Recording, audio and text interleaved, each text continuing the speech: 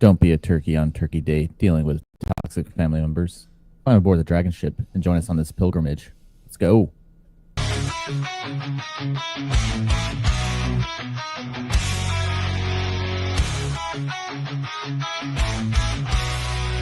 the white thunderstorms, we ride on the back of our dragons in a fearless ride. Sons of gold, hearts made of fire, conquering lands, fueling our desires.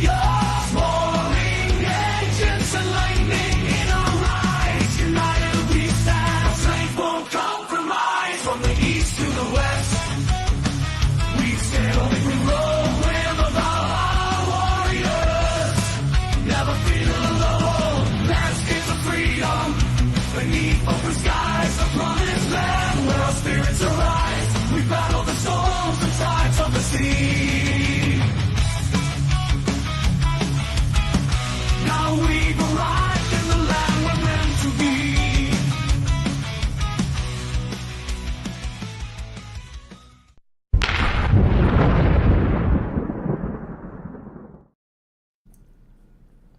Boom. And we are live. And we are going to be discussing toxic family situations on Turkey Day. That is coming up. I think there's been 4 books released in the last year alone that can help you navigate these trying situations, starting with Thor's book, followed up by Paul, came out with the sequel, then Wraith, and then myself. I have my copy right here. Especially dealing with emotional trying times. Time to develop some emotional durability for these holidays, especially after an election season. So before we get into it, let's see how everyone's doing today. Let's start with Paul. How you doing today? Man, I am doing outstanding, AJ. Good morning. I had a client call this morning that went really well. It was our first week of a 12-week system, and I think this guy's got a bright future. So I'm excited for him. That's awesome. Thor, you are looking absolutely great today. Hey, thanks, man. I'm living the dream, and congratulations to Paul's client too. It's a good program, man. I'm doing great, man. What a great Saturday. Skull to all you Saturday morning cartoon watchers that joined us. Look at there. I'm going to shout out the chat. The numbers are going up. Welcome to the DragonShip, where a rising tide lifts all ships. We are that rising tide, so come and join. Sail the rising tide. Awesome. Thank you. Huds. Yeah, doing good, man. As I told you, dealing with a bunch of nonsense in my my apartment right now. But yeah, what else is new? I actually am going to be doing this exact thing today because my Thanksgiving is going to be held this weekend instead of next week. My parents had retired down to South Carolina. My sister lives in the D.C. area. We're all kind of spread out. So this was a weekend that we could make it work. So right after the DragonShip today, I'm going to be sitting down and having one of these toxic family dinners where I can't wait to push buttons about Trump and politics and all that type of stuff. Huds has entered the villain arc, ladies and gentlemen. Mr. Mike Steele out of Vegas. How's it looking out there? It is pleasant but windy out here in Vegas. Happy Turkey Day, or as I like to call it, Colonization Day, Imperialism Day, if you want to piss off the wokies. Colonization and imperialism are very, very good things. They just don't realize it.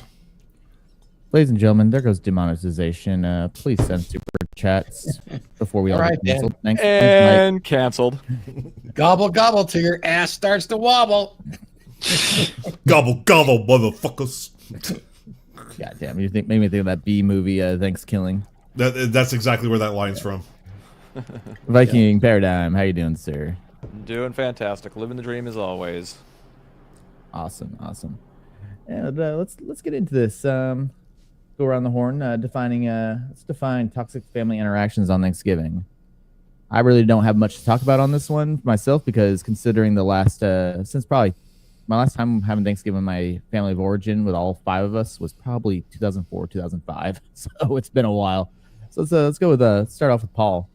What would you define as a toxic family interaction at Thanksgiving? Pretty much every family interaction I have at Thanksgiving. I had With your I have brother. I have some examples. So a couple years ago, my dad hates my ex-wife, right? Both my parents absolutely hate her.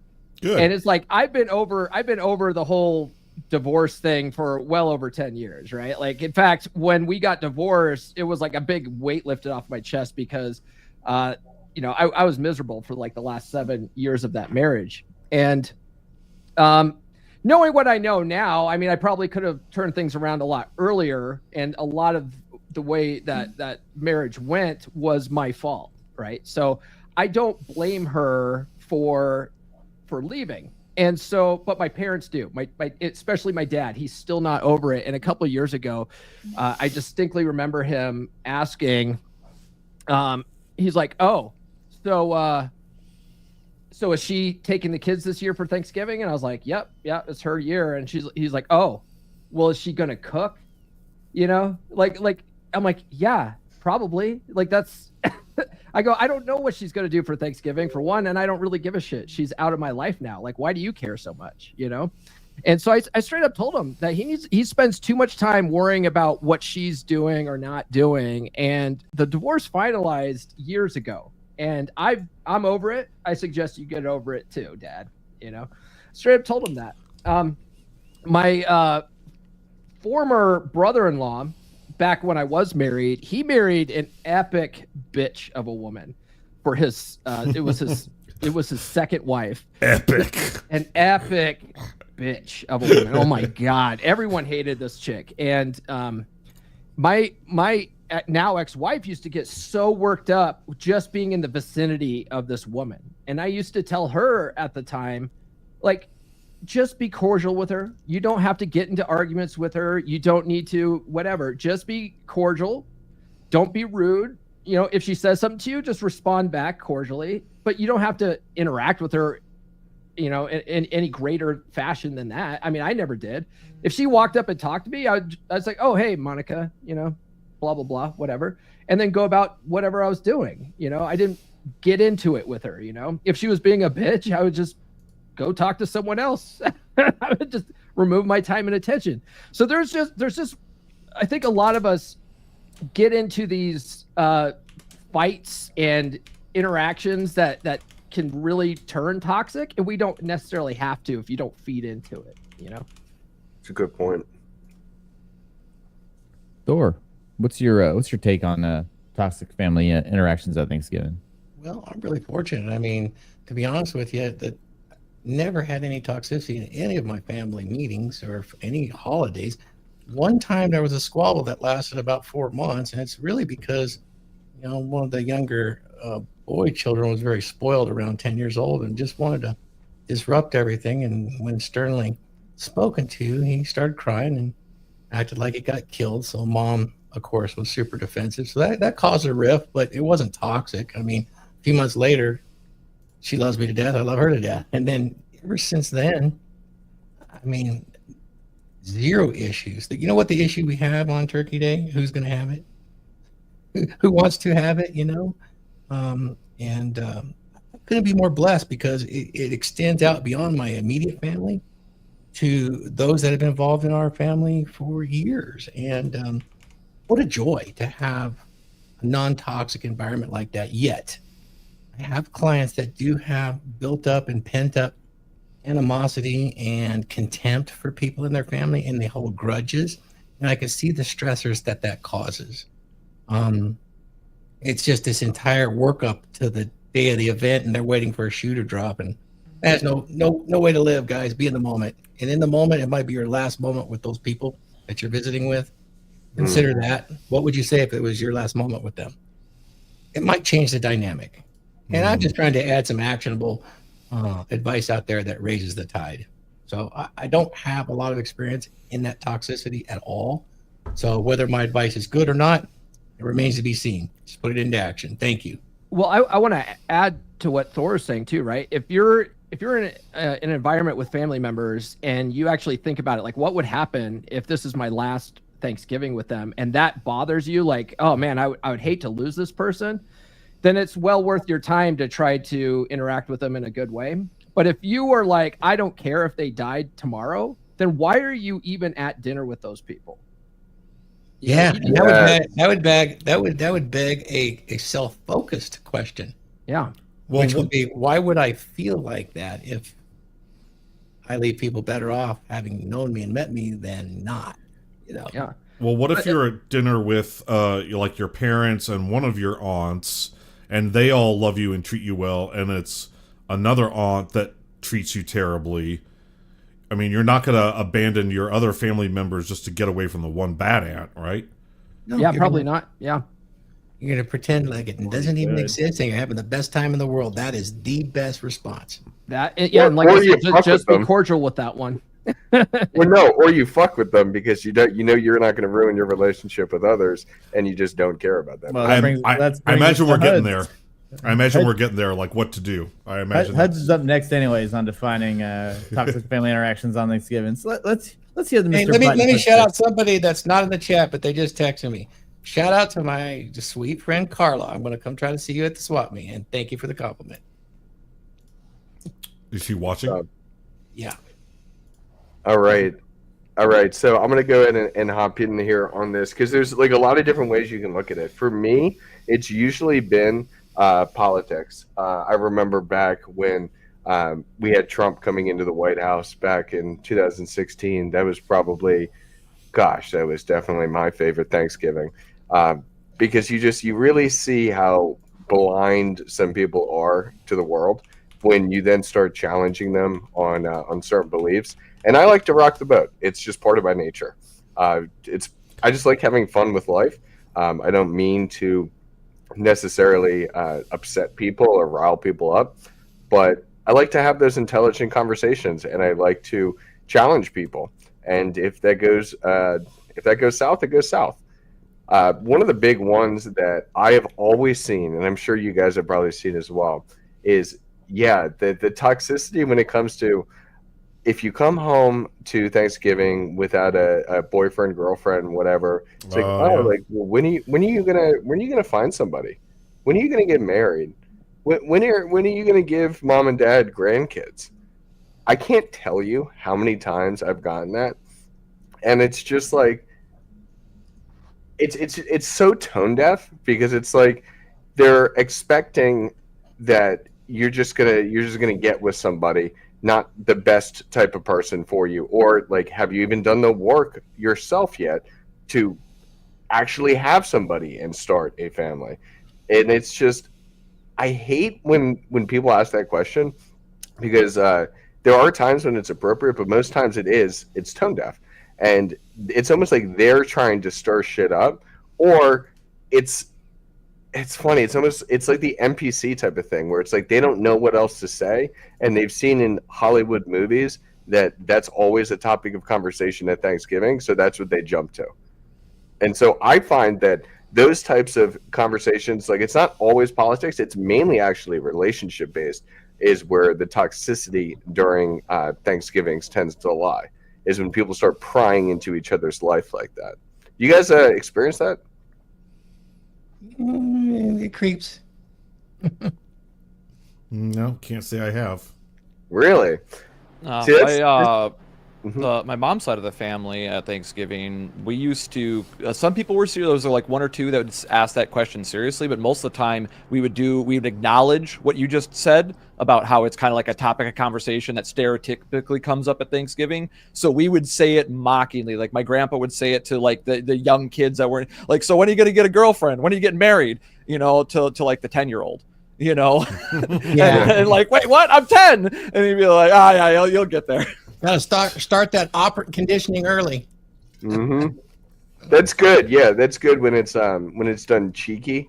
I've never seen it done cheeky. I'm thinking about one particular aunt and one particular side of the family where a lot of that toxic crap kind of comes in.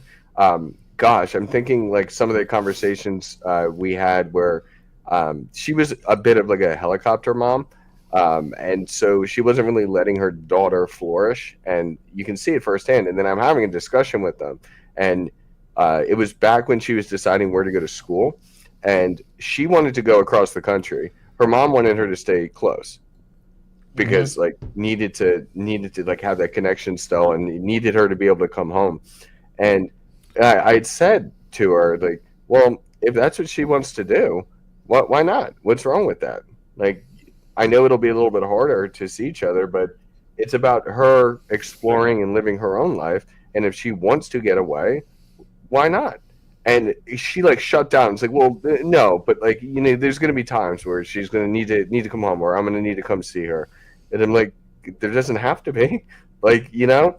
And as soon as you try and have those types of conversations, and you see how people just shut down, especially if it's people you haven't seen in a long time and that aren't used to your way of thinking or way of talking, they get overwhelmed, and yeah, it's just like they combust from the inside.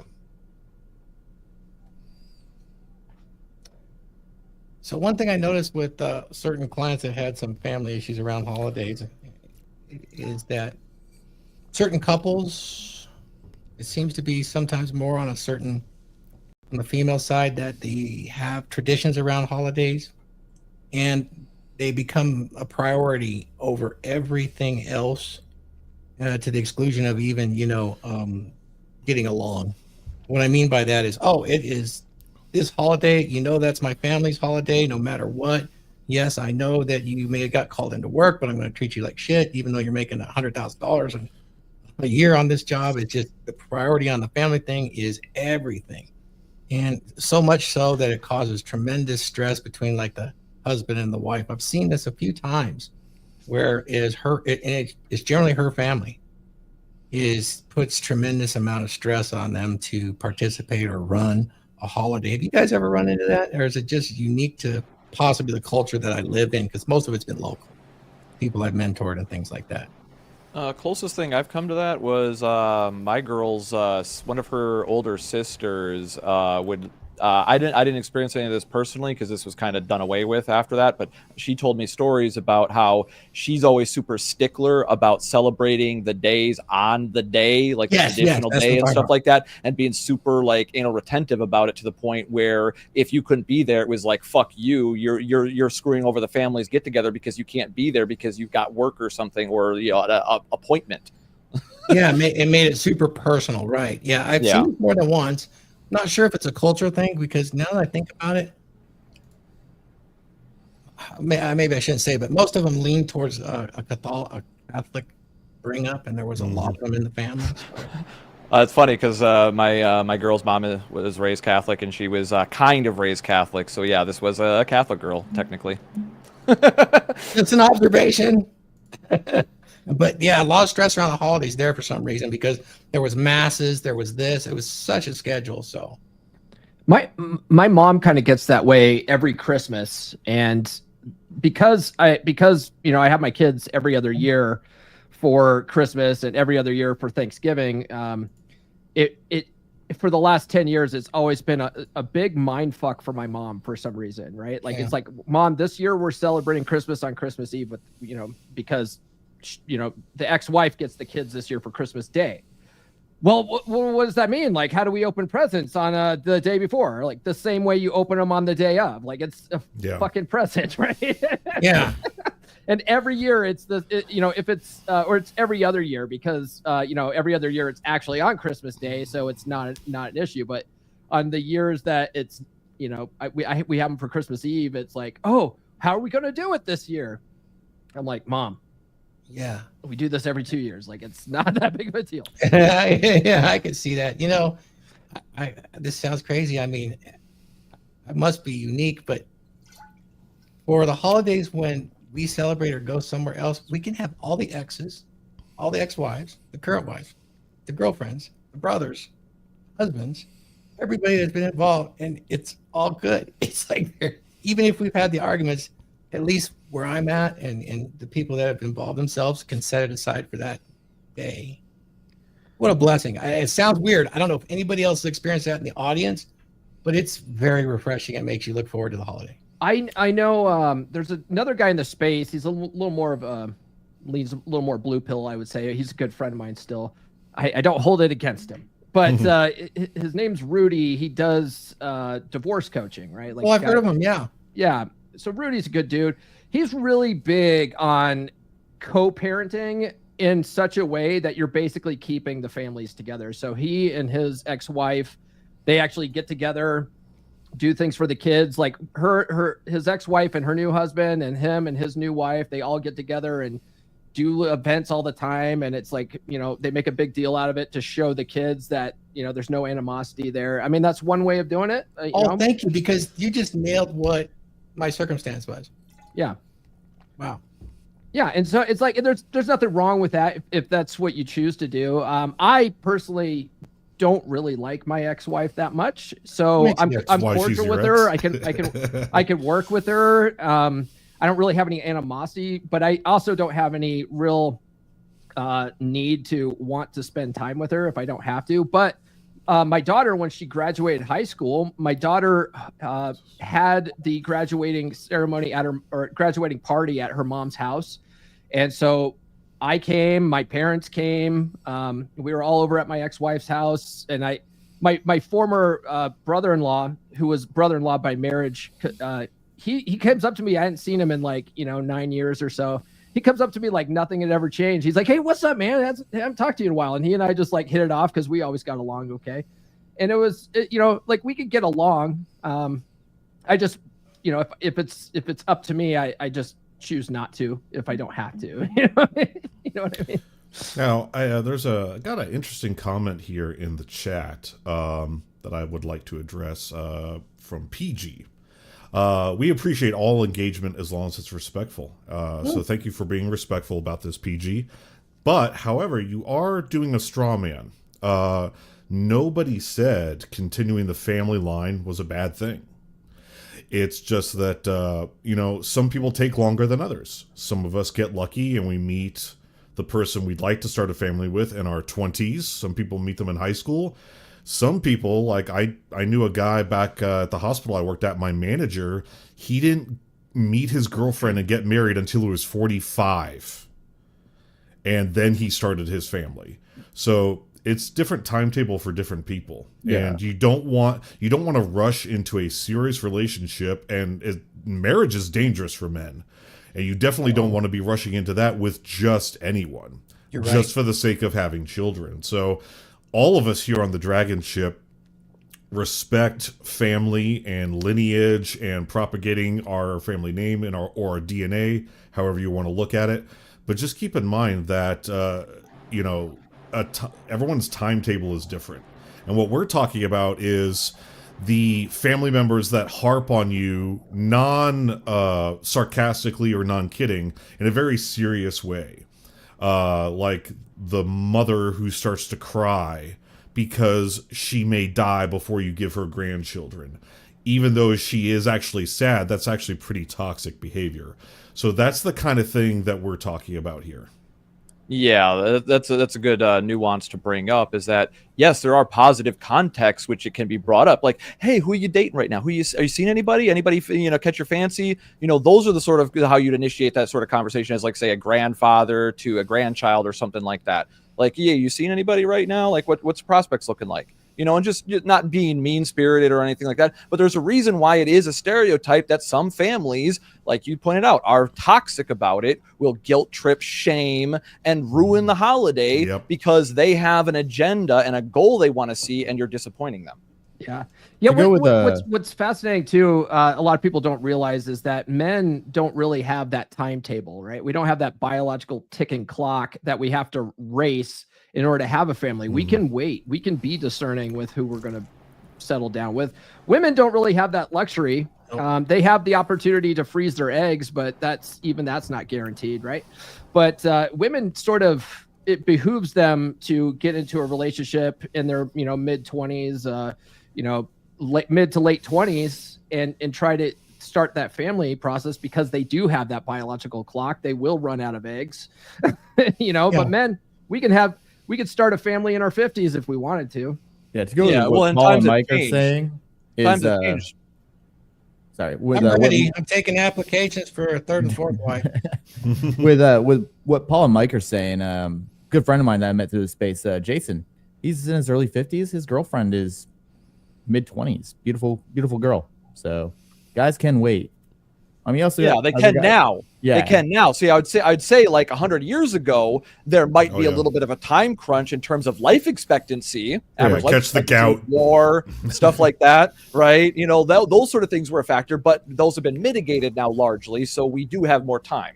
And to play devil's advocate with that, I actually had a conversation about this with Huds when I was visiting him out there in PA a couple weeks ago. Some of us are okay whether they do or do not have families. That's where I'm at. Like, I'm okay. My book's out. My legacy's cemented one way or another, so I can take or leave having a family at this point. I have a friend, my 3% brother Luke in England.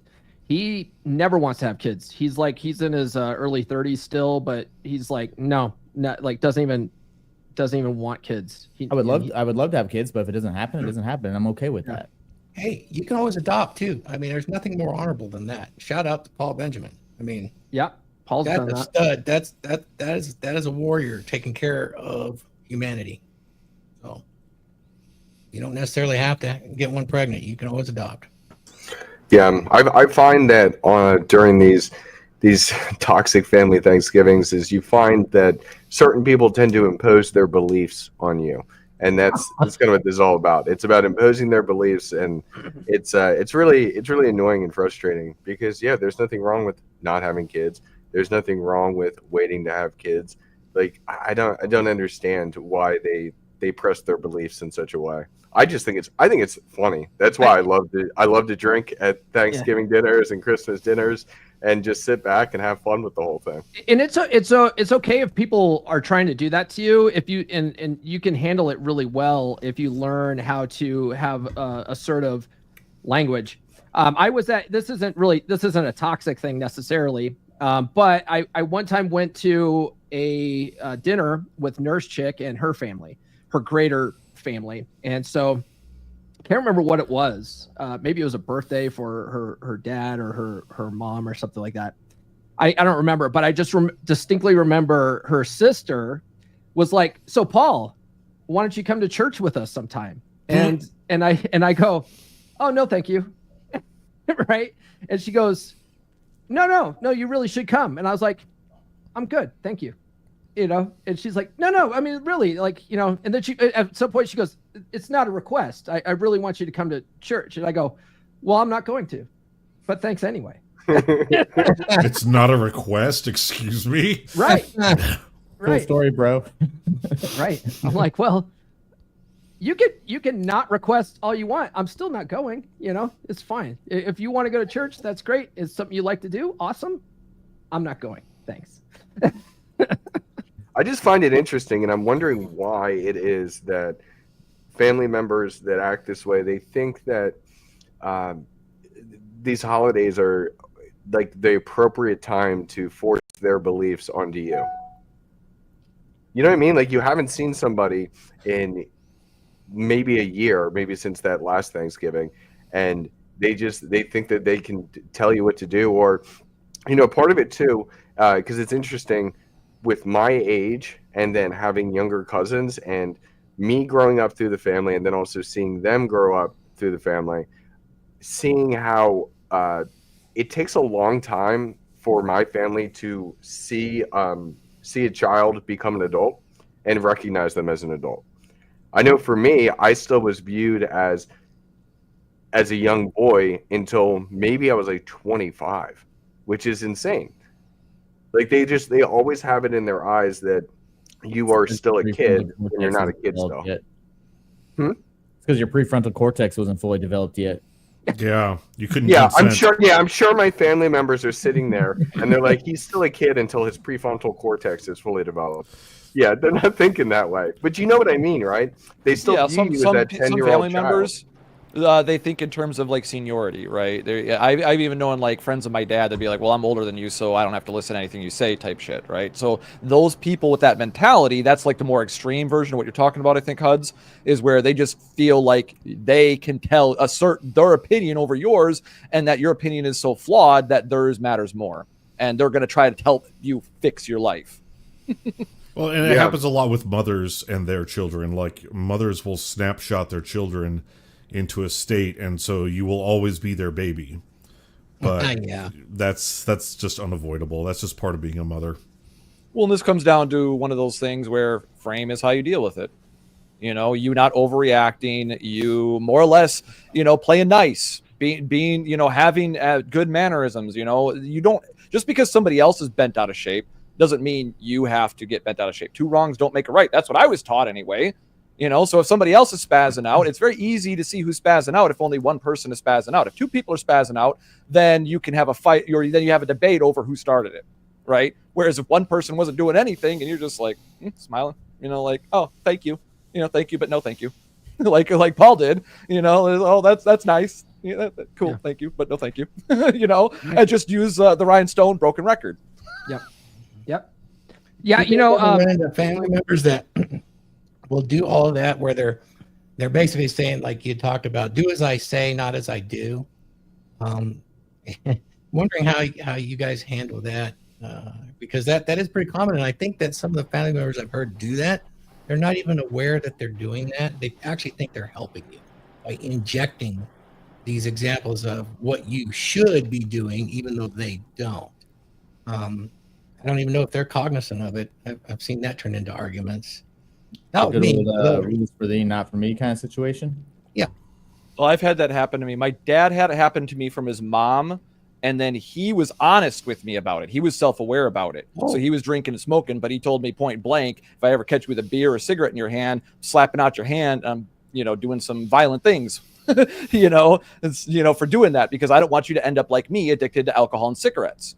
Right. So, but his mom would always tell him that he would tell me she'd have a cigarette between her fingers and she'd be like, you know, pointing at it and be like, don't you ever fucking smoke. And he would have the cigarette in his face the whole fucking time, getting smoke in his eyes and shit like that, you know, and like flopping cigarette ash on him. But we didn't really have a lot of interactions. That was, see, you know, I know we're kind of skipping over Mike because I think he was next, but that was my toxic interactions that we avoided. My dad ran away from home when he was a teen, and for good reason.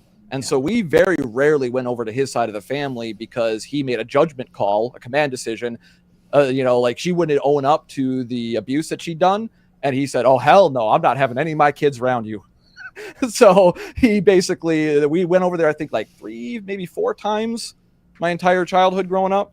And I even got to see, this is probably the piece de resistance of an example of toxic behavior. So that same woman, his mom, she, in front of me, this is something I witnessed. My cousin was trying to get a half a glass of juice for one of the younger kids who was kind of throwing a temper tantrum because they hadn't had any food or anything. So they had an empty stomach and they were still waiting and they were cranky. They needed some fucking sugar. So they were, you know, trying to give him a little something to pass them, you know. So she's trying to get a half a glass of juice for her younger sibling on behalf of her mom. Asked grandma for some juice. Grandma forces her to ask. And grandma always made sure that everybody was polite and followed the rules and had strict manners and no fucking funny business, sarcasm, or bullshit, right? Well, she starts filling up the cup with the juice, and when it gets halfway, my cousin goes, oh, thank you, that's enough. And she went, I'm sorry, let me rewind a little bit. When she started pouring the juice, she said, say when, okay? And so she started pouring the juice. And my cousin, when she gets halfway, she said, that's enough, thank you. And she keeps pouring. She's like, that's enough, thank you very much. And you're trying to stick with the manners that she'd already been taught. And she just keeps pouring and pouring and pouring until it's overflowing, it's going over the floor. She's so pouring. She says, say when. Grandma starts snapping on her for not going along and playing the silly little game, right? And then when she's like, oh, I'm just trying to get juice for, you know, and it's spilled all over the floor. And she slapped her hand, slapping the juice onto the floor, spilling all of it all over the floor, and then forced her to clean it up and apologize. Right. So that's probably, that was when I was like, yeah, my dad was fucking right. That woman is fucking nuts. Jesus. I've heard many stories like that. It's never happened in my family, but I know it's happened in my girlfriend's family. And but she didn't say Simon Says. It's crazy. Yeah. Like I said, that's probably the most toxic interaction I've experienced. Other than that, for my mom's side of the family, most of that side of the family is pretty high IQ. You know, usually, you know, like a 130, 140 type IQ, a lot of academics and shit like that. So there were a couple beefs between my aunt and my granddad and shit like that. It was like 2 occasions, and they did the adult thing, had their little tiff, said we're not on the holidays, and ended it and had it out after the fact, talked about it afterwards. So they did the responsible thing. I can't really, I don't really have any bad stories about this because we had a cousin in the family, and then it was about 15 years ago, that cousin decided she didn't want to be a woman anymore. And so she removed herself from the family. And she was the only outlier. And so the rest of the family is pretty much on the same page on like 99% of everything. So I didn't really grow up with the toxic holidays or anything like that. Now that could change, depending on who I date or get together with in the future, because meeting her family will be inevitable. But yeah, the one problematic person in my family removed themselves from the family before the Thanksgiving and Christmas dinners got too awkward. So yeah, I can't really relate to having experienced this firsthand. I'm curious from you guys, because this might be good for context, how big everyone's families are and how often you see them. So for me, I have a smaller family. I guess there's probably, if you count it out, like my close immediate family, maybe only 10 people. So I find that there might be a little bit more toxicity. I don't know if there's more toxicity in smaller families versus larger families, because I know there's some people who have massive families, and then the gatherings end up being 50 people large, where ours are always very, very small. Do you guys think there's any correlation to the amount of time you see your family and also the size of your family that can lead to some of those more toxic interactions? I think the only reason why size would matter is there's more opportunity for toxicity to happen when you have greater numbers of people. I think that would probably be the only correlation. Yeah, the greater sample size will yield more deviations from your family median. Okay. I think it depends on the level of dysfunction and generational curses, not necessarily the size of the family itself, because I have a relatively small family of origin, and it's dysfunctional as fuck. I haven't had Thanksgiving with my family of origin as a unit since probably 04, 05. Last time I had Thanksgiving with any family member was 2 years ago, and that was my parents coming down with my niece and nephew, and that was in itself its own toxic variety because of my niece and nephew are my older sister's kids. She did not parent worth a fucking shit. My young niece she just turned 18. She is emotionally and maturely stunted. She doesn't act like she's 18. She had to redo, I think she's now just starting her junior year of high school because of my sister's piss poor parenting. My nephew takes after his father. We're sitting there at the Fort Worth Zoo the day before Thanksgiving 2 years ago, and I already was waiting for my food to come. My parents were in line getting their food and my niece and nephew's food. My nephew, who was I think he's 8, my niece was 16 at the time, jumps up, grabs her collar, pulls her down, smacks her in the face in the middle of public, acting like it was nothing. And he thought he got away with it until he saw that I saw it, and I pretty much chewed his ass out in public. So, jeez, I'm wondering too, with the second layer on this is the frequency that you see these family members. So when you hang out with people fairly consistently, you end up you guys kind of start to act similar. You adopt each other's habits, right? Mirroring. Yep. So when you don't see these certain family members very often, maybe you see them once a year, or maybe you see them once every few years. It's almost like meeting hanging out with a stranger again. And I think that's part of the reason that some of these toxic discussions happen, where people are forcing beliefs, or fights can occur, or differing of parenting styles may occur. Those types of things happen because you haven't seen each other for a while, so you guys don't even really know each other. But it's just association through lineage. It's not association through anything else. That makes sense. Although, have you ever been around someone so long that you start to get annoyed by them? Because sometimes being in close proximity with someone for too much causes a problem too. So sometimes that's why you shouldn't get married. Sometimes that space is healthy. So when you do come together, you can actually be cordial with each other and nice and have a good time, and it's all fun and games, and then go your separate ways, and they can fuck off back into wherever they do. And Yeah, no, so there's that kinda goes definitely a back to balance. the rule of diminishing returns, right? You know, it's like anytime you take a substance, you build up a tolerance. Anytime you get too familiar with somebody, you can build up a tolerance, but you can still be annoyed. But if they do things that are really annoying and you haven't done anything to resolve that or address that, or there's nothing that can be done, maybe it's just you're annoyed by like just the cut of how their face is shaped. Right, they can't change that shit unless you change it for them or they get it operated on. Right, so you're just annoyed on something petty like that. Maybe you need to let that go. Right, but at the end of the day, it's familiarity does breed contempt, as the saying goes. It's a good point. It's a good point. Yeah, and I think that it's that kind of balance type of thing. I know some people that are in very tight families where, like for instance, with my girlfriend, when I first met her, they had Wednesday family dinners. So every Wednesday, the entire family would come together. And I thought it was super cool. And I went to a few of them, and it just was a fun, casual thing, like getting takeout. So get like pizza or pasta or something, whatever. It's just for everybody to get together. And the dynamic there was phenomenal. I loved it. It was just enough to not be overwhelming. But I can definitely see that if you're doing more and more and more, you can get frustrated spending too much time with somebody. It starts after about 35 seconds. that's why I'm one of those people that I hate hosting parties. I hate having people over. I love going and seeing my family. But I hate having people over. I hate having people stay with me. Oh. I like my space. You know, it's interesting. That's why I will never offer to host. You know, Thanksgiving. Welcome to counterdependence, Paul. What's that? Welcome to counterdependence, the opposite of codependence. It was glorious. Yeah. Funny you should mention that, Paul, because when we come up with ways to deal with it, which I imagine is a topic, I will ever so slightly refute what you said and present my own solution. That's after mid-roll. All right. Well, that'll be different when we have our Dracarys meeting in Las Vegas and we have the convention. Paul host. What?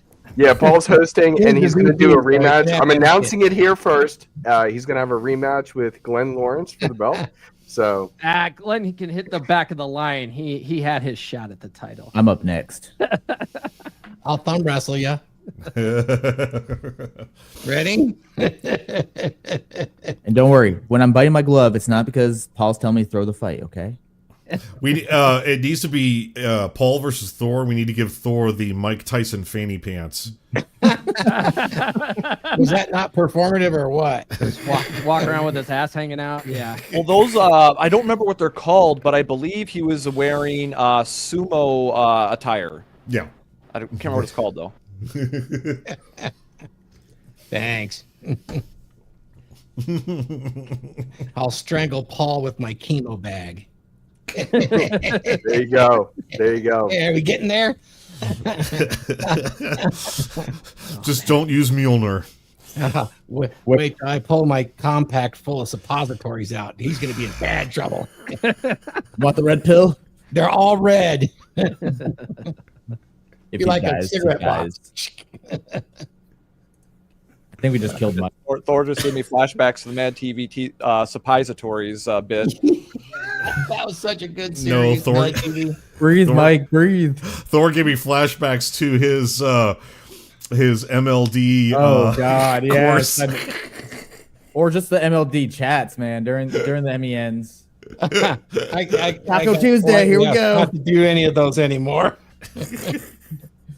Man. Right. For me, real fast, little personal stories. Again, like I said, I haven't done Thanksgiving with my family unit since like 0405, but I want to say it was probably Christmas 2010. I actually took some. I was married, took some leave up to Vermont, and that was probably one of the most toxic times. That was probably the start of the real downfall towards where I'm at today with my family. My ex-wife and my sisters did not get along at all. I remember like sitting in the back of the truck between my wife and my younger sister trying to stop fisticuffs from happening. And a lot of it deals with politics, of all things. My younger sister is a Bernie baby, as we would call them up there in Vermont. You guys didn't know, Bernie Sanders is one of Vermont's senators. He used to be the sole representative failed attempts running for president a few times. Guy is a total freaking communist. So What's Vermont is going to lose all relevance when he dies. Like Yeah, they'll have but- nothing. like the only thing they have left is it does have the one Luger factory in the United States for the firearms. Burn snowboards, K2 and Rossignol skis, Ben and Jerry's. That's about it. And Real quick. For the audience, I just got to give him some gold. For Bernie Sanders, there should be a supercut out there of when he used to rage about the millionaires and the billionaires for years, and they have a supercut of that, and then they switch it over to when he's just talking about the billionaires after he became a millionaire. Yeah. Also during that Christmas, my older sister was with baby daddy number 2, current guy she's been with, and I had that little sneaking suspicion this guy is a POS, for lack of a better terms, and trying to be PC. And everyone was yelling at me like, "Oh, you got to be nice, you got to give him a chance." It's like being in the military at 3 years at that point. It's like I kind of can judge people pretty well as far as not necessarily read them emotionally, because maybe I'm a little spurgy, but it's like you can kind of figure out who is a piece of shit and who's not a piece of shit. You can smell the bitch ass on a motherfucker from a mile away. Once you smell it, you can't unsmell it. And then the events that happened a couple years ago that led me to full estrangement with my older sister. She was the first one to get estranged. Proved my point that the guy is a piece of shit. So, and my first Thanksgiving away from my family, I spent at Hooters. I was in A school in the Navy. Went to Hooters in North Charleston. Had my chicken wings instead of turkey. Highly recommend if you're single. Well, you know what's not a piece of shit, AJ? The books you guys have written. Yes. I agree. Especially Thor's and Paul's. Those are the ones that I think anyone should start with. And I imagine we have a little role to play. Yes, we do. If about that. Someone can grab that for me. Do mid rolls. As all the right hands go down to the keyboard. I can do that. Let's do Paul's first. We'll All save right, yours for the end. All right, here we go. Have you ever felt like something's holding you back in your relationships? Like you're always on the back foot, struggling to connect with women? You're not alone.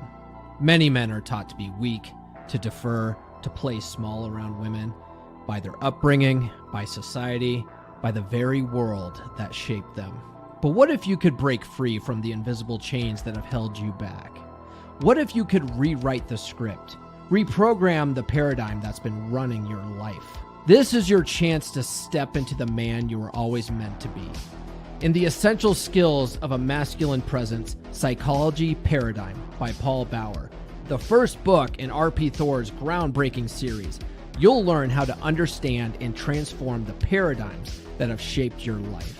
You'll discover how to develop a dominant masculine presence, one that commands respect, inspires trust, and brings fulfillment to your relationships. Don't wait for life to change on its own. Take control. Order your copy of The Essential Skills of a Masculine Presence, Psychology Paradigm now on Amazon. Available in hardcover, paperback, or on Kindle. This is more than a book. It's your roadmap to a life of purpose, strength, and success. Make the decision today. Reprogram your life and step into the man you were meant. Anyone else notice all the paint on that keyboard? Like, what the hell were they doing? That was a pretty colorful keyboard. It's his girlfriend's laptop. That guy definitely needed the book so that he would have more of a masculine presence and less of a. You do the best commercial. And buy a black laptop. And real quick, let's take care of these couple super chats / new members. So I cannot pronounce that. I think it's Donger. Donger. Oh, Donger? Donger, like danger, right? But Donger. Danger. Hey, well, before we move on to the next subject, I got a question for you. It's not to change everything, but what do you guys think? I picked up a little content listening this week, and we're really getting attacked as those RP guys, you know, the red pill guys, and the manosphere. Maybe we should change. I mean, you guys remember a few years ago when we did the episode on the manospherians? And it's very popular to talk about the manosphere. I think we should change it. Change the name. No more red pill, no more manosphere. Let's distinguish it. How about, think about that. Should we call our space instead of the manosphere Manolandia now? Manolandian. How about Mandolandians? How about that? Mandalorian. This is the way. I like the He-Man Woman Haters Club. Oh, Yeah, I'm a fan of that one too. Yep. That's Yeah. classic. I was gonna say to go with that real fast. My Thor. dad always loved it, and also Clark the Simpson. Married with Children. No, was it ma'am. No ma'am. no man. Oh yeah, Yep. the Duditarians. We could do that too. Duditarians. Julian Rays with the $2 super chat. Thanks, AJ. Hooters got it. So maybe I'll go there because I'm off on that on Thanksgiving. Maybe we'll go to Hooters again. Oh, be fun. You know what? The western slip of Colorado has a huge lack. Tracts of land. We have a lack of Hooters restaurants out here. What? Or we don't have. Yeah, we had one. We had a Hooters restaurant out here, and it closed down probably I thought you- 7 or 8 years ago. I thought you had Twin Peaks. That's actually We Dallas don't have based. Twin Peaks out here. We don't have Tilted Kilt out here. It's a crying shame. No tilted kilt. No, Wow. Yeah, but you got Casa Bonita. Shut up. that's over in the Denver side though. There's no titties at Casa Bonita. There's it's not. Casa Bonita. There is Man Bear Pig. He runs around the restaurant, which is We used to funny. have a Gap in the mall. Come on, Thor. We already know the only gap that matters is the thigh gap. What? That leads us up to the final topic for today, and that is how to deal with said toxic family members or toxic family situations. I can go first on this one. Eject, evacuate, never return, run away. Boom. And that's the end of the episode. It's just we're Well, good. what about all the free food? What about Mama's cooking? Yeah. Double down. Exactly. Nothing's happening. Nothing but. I can do all that on my own. I'm good. One thing. So here's a Have you thing. seen the prices of food now? Here's the thing. I've sort of come to the conclusion of. We did try to host. I think it was Christmas a couple of years ago. My daughter really wanted to host it because I had bought my house, like 5 years ago now or something like that. My daughter's like, we have such a nice house, we should host. And I'm like, I don't want to host, but if you want to do it, that's fine. So we tell my mom, hey, we're taking care of dinner this year. We're going to do it. And my mom, well, let's see. Let's start back. We tried this twice. The first time was with Christmas. We were like, we're going to have Christmas over at my house this year. And so my mom's like, okay, yeah, that sounds good. And so the plan was to come down. We would make a nice breakfast, dinner, open presents here and have that. But my mom still finagled it in such a way that we were still going to have dinner at her house. Like we still had to come back over to her house for dinner for whatever reason, instead of just having Christmas down here. And that really pissed me off at the time. I was like, for fuck's sakes, woman, can't you just let us do something? Like it always has to be about you. And same thing happened a couple of years later at Thanksgiving. And finally, I just came to the radical acceptance of how my mom is. She needs to feel like she's, it's her thing. She needs to feel like a needed person. She needs to feel like she has a purpose in life. And if I take that away from her, that's like almost like an attack on her Identity. like her value, right? And so I just came to the realization she needs this. This is her thing. Just let her. And so I told my daughter wants to host. I go, you know how grandma is. We have to go to her house. Like, let's just accept that. Like when you're older, I'll come over to your house. When you have kids and stuff like that, I'll come over to your house for Thanksgiving stuff. But for now, while grandma's still here, she needs to do this. She needs to feel valued. This is how she feels valued. Let's just accept that, right? So Paul Benjamin calls that radical acceptance. You know how your family member is, and you just say, you know what? This is how they are. I'm going to meet them at their level, and then you just sort of deal with it. And I think that's an acceptable way of handling some of that kind of stuff. Well, and a lot of women do take pride in that. It's like the matriarch role. Like especially if it is a healthy family where everybody loves each other and maybe the gender roles in the family were very conventional and traditional, everyone coming to grandma's house and then she does all the work and makes all the food and makes everyone sleepy and happy, that could be tremendous fulfillment for an older woman who's done raising her children. Why would you take that away from her? Right. Yeah. So I don't. Just- Yeah. Although I think it's important when you're a young family to establish your own permanence as a family. You're just starting with kids. You do have to do some of these on your own. And I found that as you age and grandma might not be so spry, when you host then, she's very thankful, still becomes a big part of it. So I was gonna say, my grandmother's cooking went downhill apparently because when the house fire happened in 21 for my parents, the only thing to survive the freezer in the basement was my grandmother's apple pies. What the hell is she making those things out of? That they survived a house fire. Like the freezer's gone, the house is gone, but the fucking apple pies are still there. But did they get recooked or like what happened? No, they're still frozen apparently. Jesus Freeze Christ! one night, yeah. They were really made good. with love. What the hell, Grandma? I think Grandma figured out a new building material. That's some Harry Potter shit right there. By the power of love. Now I will push back just a wee bit with Paul, because I think I've got two answers to this, and I think one of the more creative ways to kind of keep things at a low boil during the holidays is to host. Because when you host, you're establishing frame. True. It's your house, you're cooking, and then some people are bringing things, but you get to decide the activities and when they happen. You decide when you make dinner, you decide when you're watching National Lampoon's Christmas Vacation, you decide all these things, like when to come over and stuff like that. And I'm just going to share a little something here. And so I figured this out a little while ago in my life. So here I am cooking Christmas dinner, and nobody Michael Thumb. nobody gives you shit about politics when you're holding knives.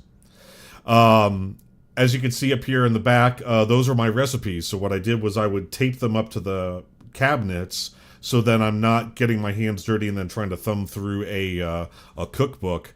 And I decided to make a goose, and I followed a Gordon Ramsay recipe, and the goose came out great, honey glazed goose. Ooh. And I even did the Christmas pudding where I light it on fire and everything, and that's my father back there. Yep. And so that is a great way to kind of maybe keep things from happening. Is if you want to keep things calm, if you're the one hosting, people are a little bit less likely to give you lip, especially like if you're at the head of the table and you've been in charge of everything. And if you have a wife and she's done the cooking but you're still hosting, that frame can still be established. Yeah, I'm not saying don't host. I'm saying I don't fucking like doing it. That's my frame. Yeah. But once again, this is an example of how there are many paths, but still many ways to win. Mm-hmm. Right? You can win both ways. It's a matter of personal choice. If you want to host and have that frame, by all means, do it. Like Paul's family member said, it's a good house where it's going to waste. But that's a matter of opinion. He doesn't think so. He's going like, no, this is my house. I like it this way. I like it emptier. I don't want a bunch of people in my house. That's why I got the damn thing. So it makes sense to me, but I also understand your side of it, Mike. Yeah, and see, not only did I cook the goose and the pudding, but I also created whipped cream from scratch. I whipped it by hand. Yeah. I also did all the sides. I made the gravy from scratch. I put bourbon in it. I made the entire dinner, everything. Nobody shits on the person who spent 6 hours cooking the whole dinner all by themselves. Mike, they're very, very thankful. I'm in total agreement with you. I'm gonna share my typical spread real fast. And with that, when I did Thanksgiving with my parents last, I actually got into an argument with my nephew because his daddy uses Velveeta cheese to make homemade mac and cheese. I don't play that shit. I make fucking roux like the old school way with butter, flour, onions, all that good stuff. Mm-hmm. So right there's my typical spread. I don't know. Very nice. Oh, you're making me hungry. Damn it. Yeah, me too. Yeah, so right there's my typical Thanksgiving spread. I do like the deep fried turkey, got rolls, stuffing, green bean casserole, homemade mac and cheese, mashed potatoes. So that's my typical spread. Dang. It's good stuff. You guys are so extra. And I have the rule. Whoever hosts typically is the one that's the host family is typically the one that's making the dinner. Yeah. And if it's Yeah. at my place, get the fuck out of my kitchen. End of story. Yeah, growing you up, you can bring something to add, but that's about it. Yeah. Like, don't touch much anything it. else. Yeah, going back to the example of my granddad, he would usually host. It was, even though it was grandma and grandpa doing the cooking, typically tag team in it, everybody would help out if they needed help out. And my grandfather, he's military, right? He's a command, a command position. So he's senior command no matter what, even if other people were cooking. Like there was a couple times where he was sick or something like that. And so they were, grandma and aunts were doing the cooking, or my mom or somebody, and that's also how I learned how to cook, genuine spaghetti and stuff like that, was him just always taking control. And also going back to the example that I gave before about when him and my aunt would be going at it. That was also why she, even though she was mad at him, she still respected it when he asserted well, it's my house, it's Thanksgiving, we can talk about this later. We're not going to talk about this right now. And that's an example of, the frame being respected. And then going back to mentioning something that Huds asked before, like the family gathering size. It's like, for me, those gatherings were typically about 20 to 30 people, right? And usually we'd invite friends and stuff like that over as well if they didn't have any place to go and whatnot, and other people that, you always bring extra people and friends from the game store or even from work and stuff like that. So that was typically growing up. But then as things went down with the family and stuff like that, we've always been very nomadic. We're from immigrants, so we did kind of break up now, and it's a lot smaller groups these days. If that makes sense. Well, and the second thing that I was going to add was agree and amplify. Right, Paul? That's exactly what I was going to talk about. Mm-hmm. Well, then I will pass it your way then, Huds. Yeah, I'm going to go ahead and lean into that. So there's many different ways that you can go about toxic family members. And I'm one who likes to rock the boat just because it's fun. And I got no harm with it. And so agree and amplify, if you're that type of personality type, can be one of the best things to do to make your Thanksgivings or your toxic family interactions entertaining, not just for you, maybe for some others. And it makes them bearable, because sometimes we go to these gatherings specifically out of obligation. Like we feel guilty if we don't, or our family will try and make us feel guilty if we don't. So if you just want to do it to make people happy, but then you also can't stand some of the ideals and situations that are going on, agree and amplify every situation. Like, sweetheart, this is more towards a woman, but sweetheart, why don't you have a man yet? When are you going to get married? When am I going to have grandkids? Or when is your mother going to have grandkids? I don't know. I'm loving these streets. I want to stay on these streets. It's like stuff like that is like so out of so ridiculous. It's just it settles the entire situation, and you're essentially just mocking them for their intrusive statements and nonsense. So it's like, that is my favorite way to do it. I've gotten in trouble. I've gotten slap on the wrist for some stuff before, but at the end of it all, it doesn't fucking matter. I'm not going to see him again for another year or another couple months. Like, it's going to be a while. So just, what does it matter? Agree and amplify everything. So so one of your family members says something about Trump, just like, you're absolutely right, and I am here for it. Trump is going to barge into this house and bend you over and impregnate you with a turkey baster and then make it illegal for you to get rid of that baby, and there's nothing you can do about it, and I am here for it. That's like one of the times, I'm not going to lie, that's where if I was ever given that question by my family, I'd probably get a little sassy and be like, what, the 3 that you already got's not good enough for you? When it comes to grandkids, there you got 3. Yeah, it's turning the nonsense back on themselves, and I love doing that because nobody's going to have we all understand the line when somebody is about to have a meltdown. So you don't push to a meltdown, but the cheeky comments, I'm just the clown at the family events. Everybody knows me as kind of the clown. Because I just don't take life so seriously, and I don't take other people's nonsense seriously. So it's whatever, it doesn't matter. So at that core is that indifference and an emotional control. Mm-hmm. Yeah, you don't let it get to you. You just, and the older I get, the more I'm inclined to agree and amplify because I'm discovering it's the one that's most effective for me. Yeah, for me, my go-to, I say I'm the avatar of Amuse Mastery. I master everything I do, so I'm the avatar. To your own amusement. Like that. I like that. Yeah, so I know for some people it may be difficult to want to take that route of rocking the boat, but I can say firsthand it's a heck of a lot of fun. But that is one way that I would say you can kind of handle it.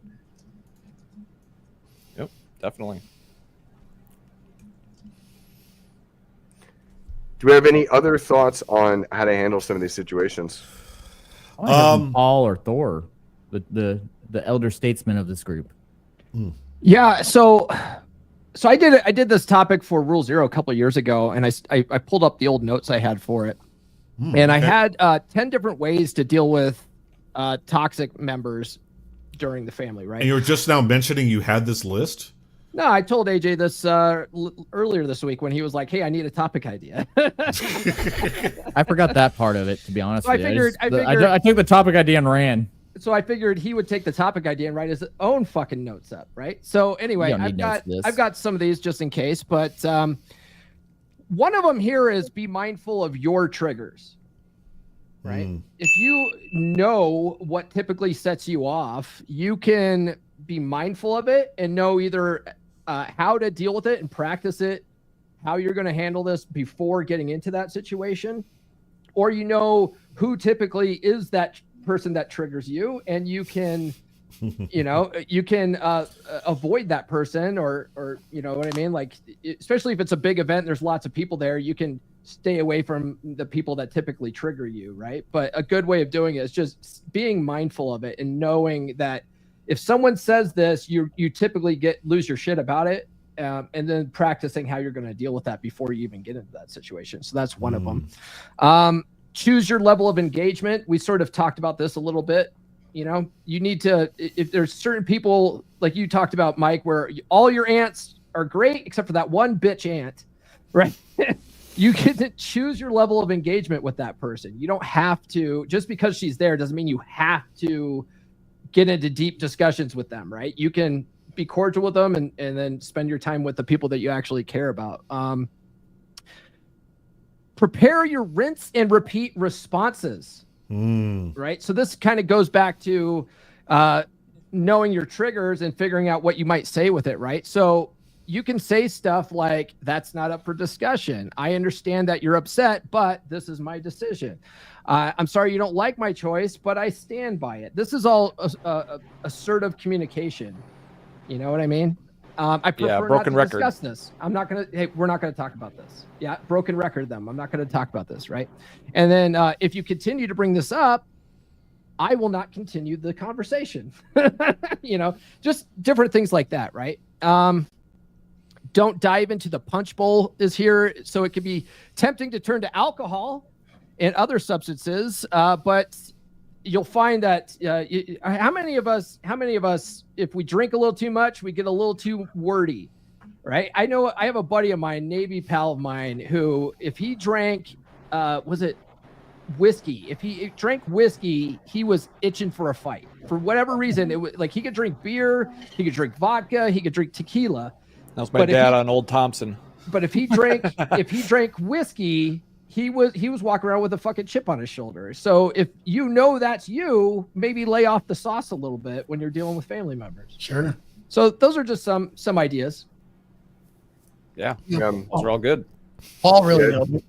Just it's the old adage of being prepared, you know, and really, you know, expecting the best but planning for the worst too. And that would mean also having an escape, you know, having an eject button. Depending on how toxic those people are, you can make your appearance, and you know, you can program your phones to call you, and you might have to run down and restart the UPS at the data center. Sorry guys, I'll do my best. Yeah, that's number 8. Number 8 here is before. Number 8 here was have an exit strategy, right? Yeah. Sometimes an exit strategy is no strategy, just fucking go. Yeah, you don't have always to have the power to walk away. You don't want to be one of those people that ends up on fucking cops or some shit like that on the fucking body cams at the family Thanksgiving that went sideways because of some politics. Well, it's about that time. If it was that much of a problem, I just wouldn't go. Yeah, Well, it's getting there. You don't want to be Stan Marsh being like, "Well, I thought this was America." I heard I didn't experience this, and I don't remember the stories clearly, but I do have some friends in the past that told me about a couple of times where some drunken arguments did get out of hand, and the cops did get called, and somebody had to be removed to sleep it off because they got belligerent like that. Like I said, I don't remember the full details on all that, but like I said, it sounded interesting to me, and that sounds like something that you wouldn't want to have happen to you. And so all the advice that Paul just laid out there is pretty solid for avoiding that fate. A good reason to host. Yeah, keep everybody As your property, stand your ground law. In the courtyard, I have a bunch of claymores facing a certain direction where the tables are set up. All right, Aunt You Bethany, wanna play a game? get the fuck out. Now Thor's getting tactful about it. Well, I got the high. If it's the party I got to go to, I've got the high ground. Castle Doctrine. Hey, you guys all sit over there. Let me grab this pistol grip. I think we also guys- forgot like the ultimate power though when it comes to dealing with this. The power of shut the fuck up. Yeah, Yeah. restraint, Yeah. definitely a Just sit there and superpower. just be like, So you don't. That's actually one of my hardest skills to master, and I'm still struggling with it sometimes. You "Why are don't you say. yelling? Why are you yelling, Viking?" You know what I think? You know what I think's interesting about this whole thing is that you're not even put in. You're only put in this situation because you feel an obligation that you have to. And like, why is that? Why is it that we have such an obligation to feel like we have to do this? Like, so for right now, we have our Thanksgiving dinner tonight. I should have already left by now, but you know what? I already told them I was going to be late, and I'm enjoying doing Saturday morning cartoons with you guys. Yeah. Like, so it's like setting the boundaries and what's important. Yes, I love spending time with them. This is the good part of my family, but it's like it just doesn't fit into my schedule. So I'll make it work when I can make it work. And then, as you guys are aware, the issues that I was having with the apartment, we finally got that resolved. Now all that glass is cleaned up. Fantastic. So happy about that. But I don't have a mirror, so I can't see how beautiful I am. Well, I guess I can here. You're not missing much. Now you just got to build. whoa. Huds, you just got to build a Lego arc, so that way when the wall explodes and all the water comes flooding in, you'll be able to ride the wave to safety. Exactly. There you go. Huds, you need to get the Lego Endurance that comes out next week. Nah, dude, I'm not feeling the endurance. What? Let me I'm toss the one that I think is the most important that, from my experience, works the best if you run into this.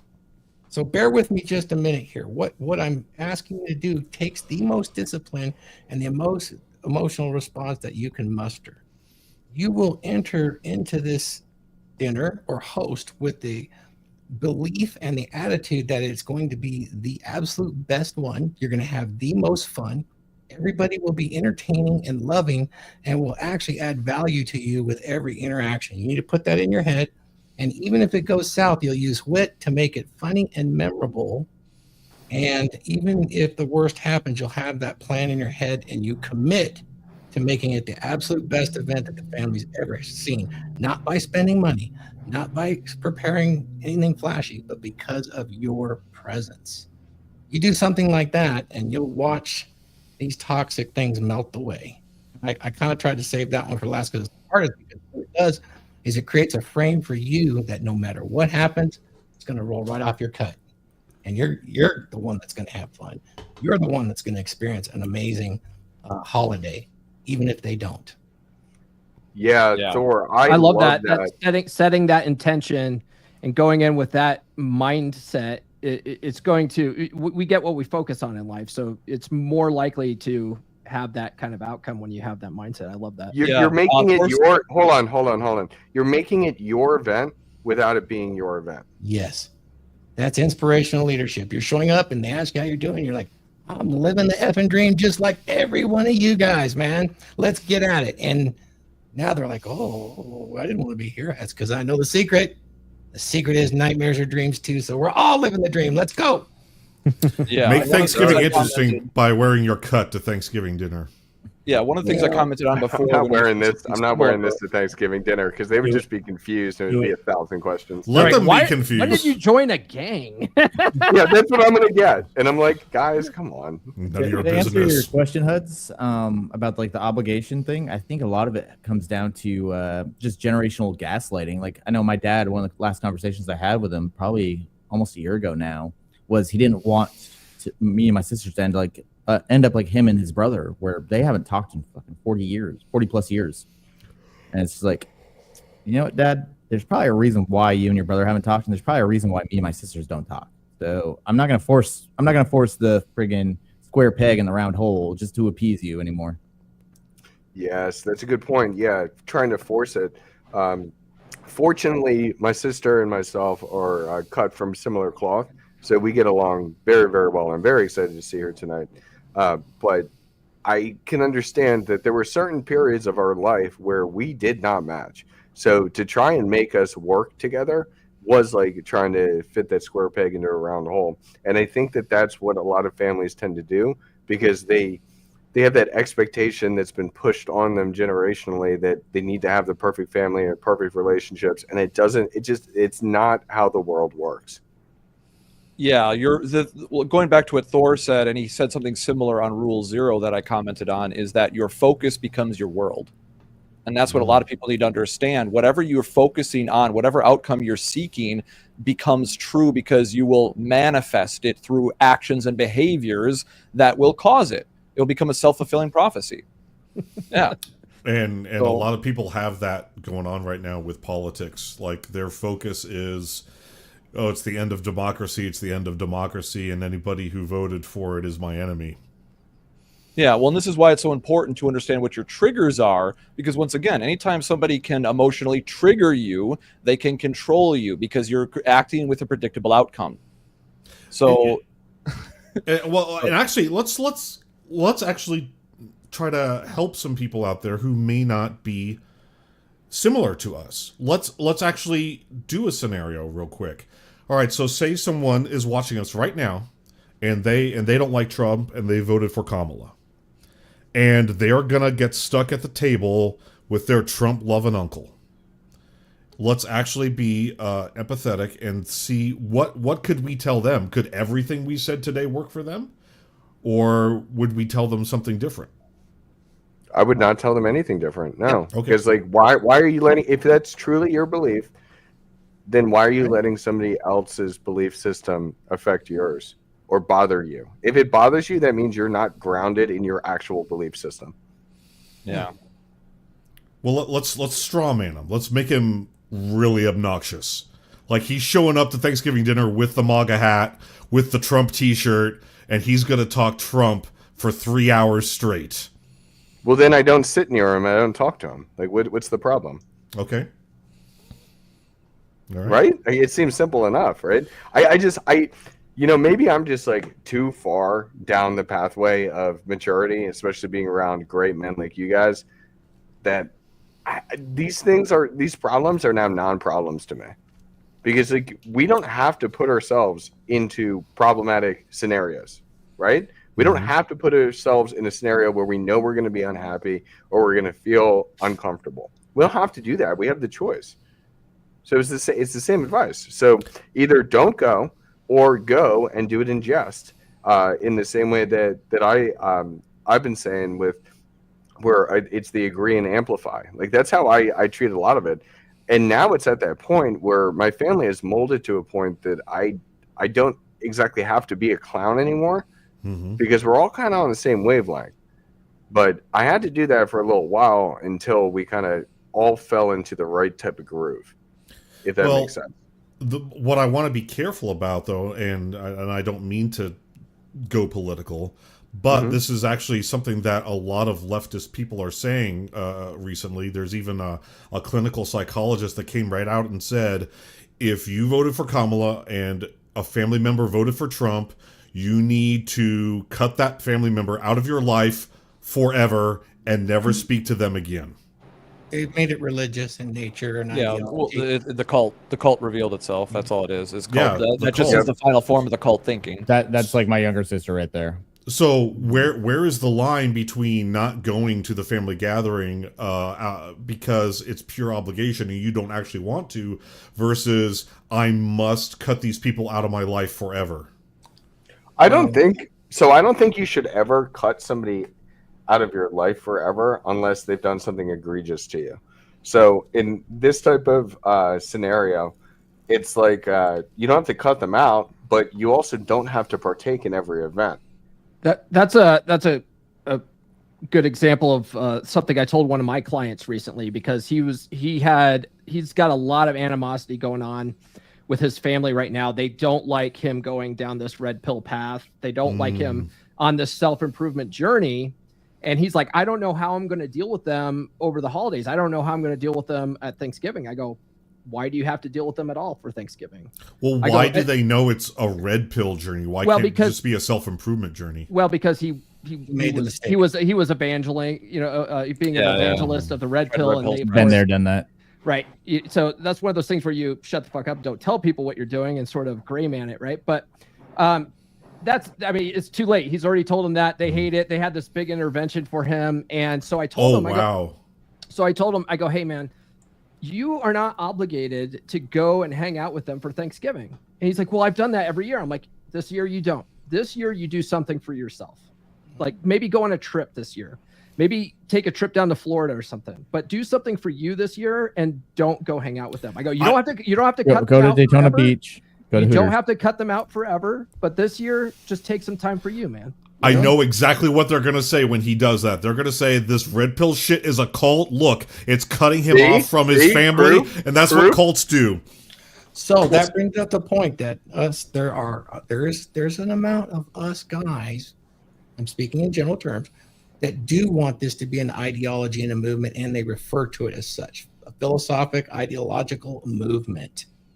And it plays right into their hands. The neocons hate us for that.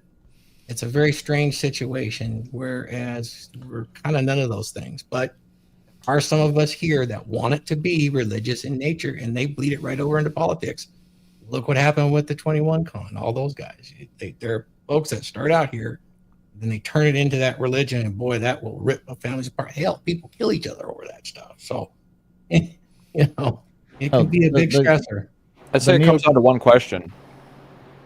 Can the other person agree to disagree? If they're able to agree to disagree, then we can go to the family get-together. If they're not able to, especially if there's a chance of violence or drunken violence, then you would definitely want to avoid those sort of situations. And is there a value exchange? Is there any exchange going on here to show up that's an exchange of value? It's valuable to you. It's valuable to them. If there is no value to be exchanged in these relationships or events, then it is just like, don't go.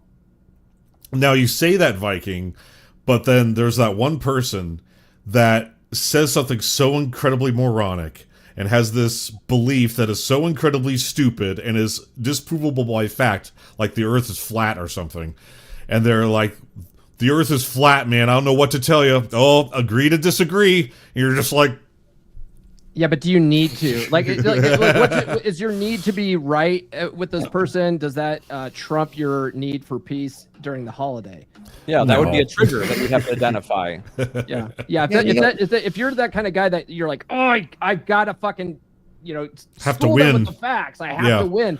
Yeah, that's why I have my famous That's your question. problem, really. That's not necessarily their problem, and there's lots of ways to answer questions like that don't have to be so abrupt. I mean, if that's your personality, that's great. But man, you listen to some really good orators, they might kind of just chuckle and go, I reckon not so much, ain't gonna go to no hootenanny thinking there's no flat earth. You can answer in certain ways, or you can use the VP. She's good at word salad. Yeah, they just bore them to death with word salad where they're never going to bring up a disagreement again, So what I like when it's something like that, right, where it's something I clearly disagree with, I have come to learn the concept of just finding what other people believe fascinating. So I'm like, really? So you think the world is flat? Like, tell me more. Tell me more about this. Okay, like I just want to know where they're coming from. I'm not going to try to correct them. I'm just, okay. You're having fun. Yeah, this is great. They're like a strange foreign creature. Yeah. He's having fun. He's prepared for that. That's so cool, Paul. Yeah, Wayne Dyer talked about that. He gave a really good speech about like you don't necessarily have to agree with them. You don't have to believe what they believe. It just takes some genuine interest and fascination into why people believe what they believe, and you'll actually have more fun, Yep. Yeah, Hollow Earth is way cooler than Flat Earth. There are Nazis riding dinosaurs inside the center of the Earth, and that is way cooler. Dude, there There's are UFOs. ancient giant animals that have what's it called? Grudges that go back for eons. Okay, we're just now learning about this through the Monarch program. All right, we're just now. The simple solution. This is the last thing I'm going to say. The simple solution is, guys, colonize your family. That's all I'm going to say.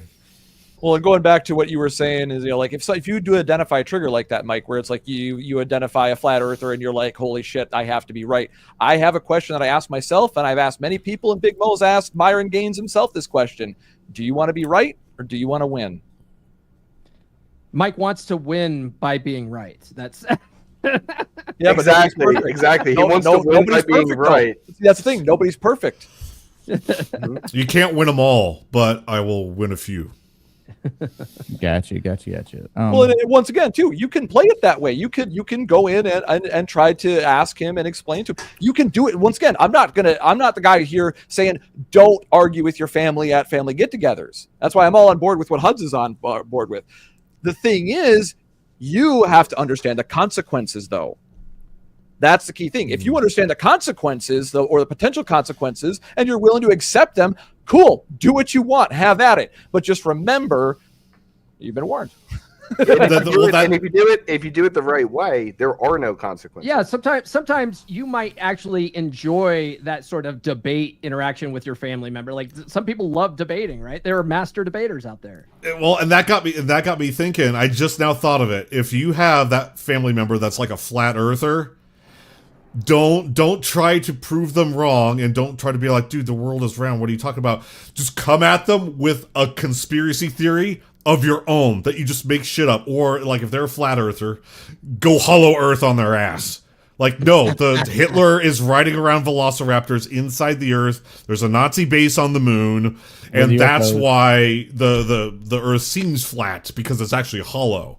So here's one thing. So instead of trying to prove them wrong, just have them prove themselves right to you, because that gives that intrigue. Like, tell me more. Like, I really want to understand. And then you can question as you go along, and you authentically question as you're going along. And then you can maybe unravel their own brain to like, wow, what I'm saying is ridiculous. Yep.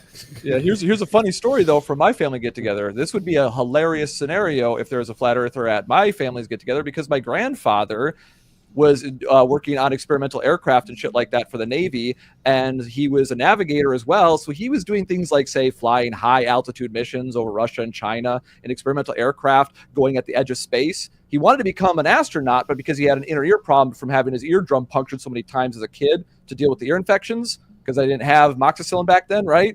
He had fucked up inner ear problems, so he couldn't do the astronaut stuff.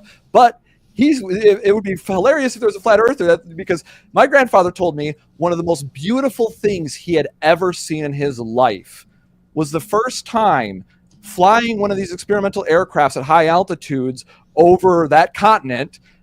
When he saw the sun come up over the horizon through the window or whatever for the first time, and he could see the curvature of the earth with his own eyes.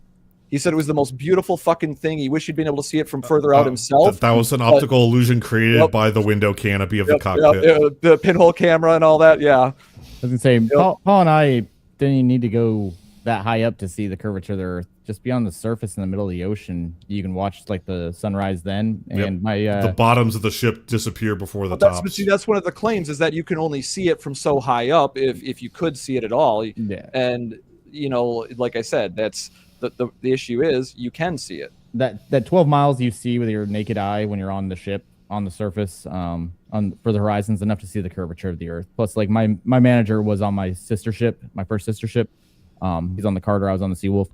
They did the math. Well, submerged, usual about 200 to 400 feet, the depth that they usually run at. It is shorter significantly when you're submerged to travel than it is to be on the surface and travel. They did the math. Yeah. Because you're Well, the cutting flat underneath earthers already versus put going this thing to bed. They proved the Earth was round.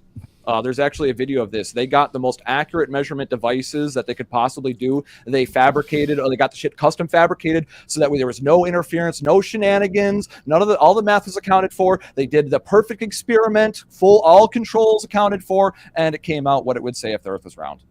And they ignored the results. Quite the tangent. Right, that we did not intend. Say flat earthers settled it. Let's go around the horn and where everyone can find you, final thoughts, that kind of thing. Start with Viking. All right, find me at Viking Paradigm, and yeah, if you want to deal with toxic family members, pick your poison. You can choose to walk away and not deal with it. You can exit strategy if you want, midway, if whatever you want to do. It comes down to knowing what you want and being willing to do what it takes to get it. And most often, just calm, assertive energy is all you need. Copy that. Mike. Thank you very much for having me today, guys. Colonization is a good thing. Without colonization, we wouldn't have America.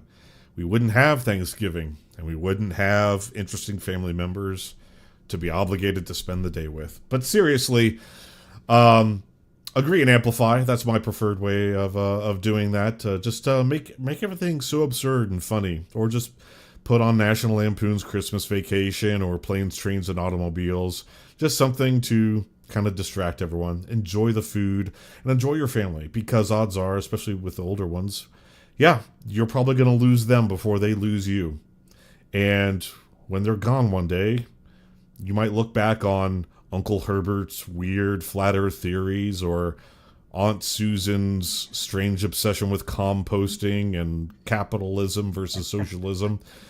But one day you will miss them because there's something about them that you like. That's all I'm going to say. Very good. It's good stuff. I'll hop in next. So just when it comes to this whole thing, I guess the final thought that I want to have on this is don't be afraid to be yourself. If you're not welcomed as your authentic self by your family, then that's your decision to, maybe I limit the amount of interactions I have with them. That comes down to that agree and amplify type of thing that Mike was talking about and I was talking about earlier, because it is so much fun. Like, I like to be a clown. I like to press buttons, but I do it in jest. Like, I'm not doing it maliciously. So my family has accepted that that's who I am. And I love that. But the only way that they were able to accept me that way is for me actually living that way. So don't try and change how you are when you're seeing your family or you're interacting with your family, because it's just not going to lead anywhere helpful. Okay? And you just have to take a look at that, because if they reject your authentic self, then yeah, just don't see them. But don't suppress who you really are just to appease someone else. That's my final thoughts. Very good. Awesome. Let's go with Paul, and then we'll go with me and Thor. All right. Yeah, I mean, pretty much what everyone said, right? All the tools that we teach in the red pill space, the how to deal with shit tests with women, right? Act indifferent, agree and amplify, assertive communication, fogging, broken record, negative assertion, all that kind of stuff is helpful in dealing with everybody, not just women, right? Dealing with anybody in any situation, and maintaining a good, strong frame and knowing what your values are, not letting things bother you so much. All that stuff's good. Knowing when to avoid, certain functions because it's just not going to go anywhere good. All that kind of stuff is very helpful. Tune into the podcast on Monday. We're taking a break from the Book of Puck series. We're going to be talking about why men and women cheat. So that should be a fun episode. Other than that, yeah, we'll see you guys on Monday after this. Because we can. Awesome. Thank you, Paul. for me, I think everyone said pretty much everything I want to say. I also add in the fact that I'm a little bit different than the rest of the group, where I did initiate full estrangement from my family. So I do the holidays a little differently. Again, I haven't had Thanksgiving with my family of origin since 04, 05. I did have like members come down a couple years ago. That was about it. I've had Thanksgiving with my LTRs. Well, two of my LTRs. The third one the one in between kind of jumped out on the Thanksgiving holiday because wheeling was more important than having time with her boyfriend. But that's a whole other story behind that one. Don't be afraid to go to Hooters, guys. Hooters on Thanksgiving, they are open. You'll get some good sight, less toxic. I'd like to give a shout out to everyone that's here viewing from Beer Club, Glenn Lawrence's crew over there. I see a couple of you, Michelle, and a few others, Vengeful Truther. Anyone coming in from Masculine Empowerment Network, the Dragons meeting. That's about it. Putting a link to all my socials and to my book. Please buy it. It'll help you navigate these trying times. Good stuff. Good stuff. Oh, Paul, you can attest to Cracker Barrel's Thanksgiving quality, right? I've never been to Cracker Barrel on Thanksgiving. Okay. But their food is typically good. I fucking love Cracker Barrel, man. There we Too go. sweet, baby. Yeah. What about Country Buffet? I don't I thought think they I've were ever been- gone. I'm just making a South Park reference because he's from Colorado. Yeah, Oh, yeah. okay. Old country buffet with the old people. AARP. I was gonna say I don't think we have an old country buffet. They went under. Golden Corral. There was I think it might have closed in Grand Junction. Golden Corral was always pretty good pre-COVID.